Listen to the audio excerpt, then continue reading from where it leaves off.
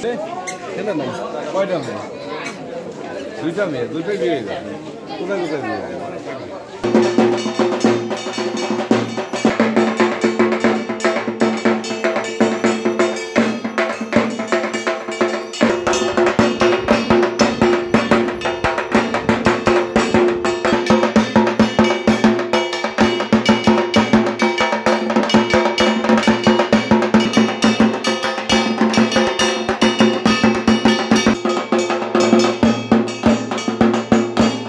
এই বড়বাড়ির দুর্গাপূজা একটা ঐতিহ্যবাহী দুর্গাপূজা। মাগুরা জেলার মধ্যে সর্ববৃহৎ এবং সর্বপুরনো পূজা আমাদের এই শারদীয় পূজা।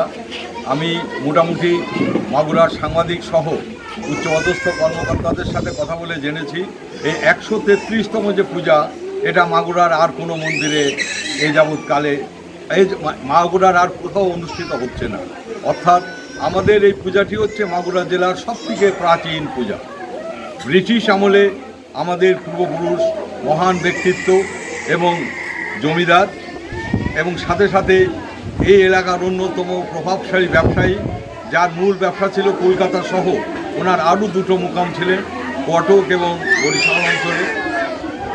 তেনার হাত ধরে আমাদের এই বড়বাড়ির অর্থাৎ জমিদার বাড়ি প্রতিষ্ঠিত হয়।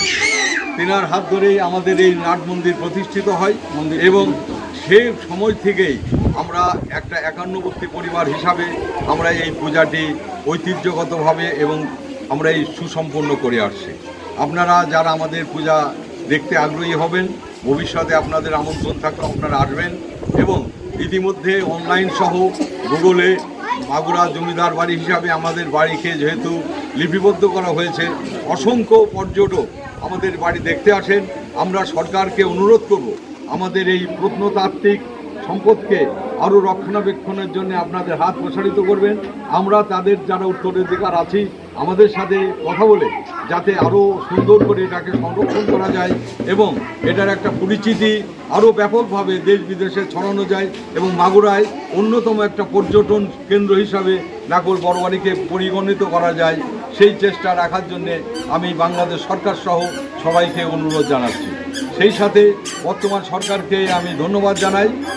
সাম্প্রদায়িক সম্প্রীতি সহ সুন্দরভাবে আমাদের এই পুজোটা যে অনুষ্ঠিত হচ্ছে, বর্তমান সরকারকে আমি এবং তাদের কর্মকর্তাবৃন্দ যারা আছেন, ইউনো সাহেব, ডিসি সাহেব, এলাকার গণ্যমান্য ব্যক্তি সবাইকে আমাদের নাকুল বড়বাড়ির তরফ থেকে আমরা আপনাদেরকে ধন্যবাদ জ্ঞাপন করছি।